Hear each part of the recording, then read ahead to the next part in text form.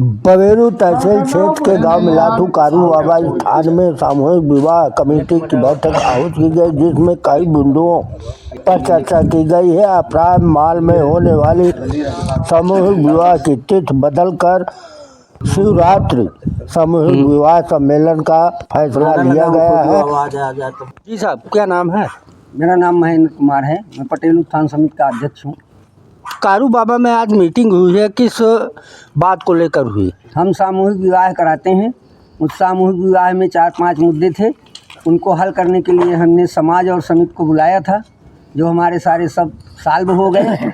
अब हमें जो है 15 फरवरी को महाशिवरात्रि को इस महायज्ञ को सफल करना है।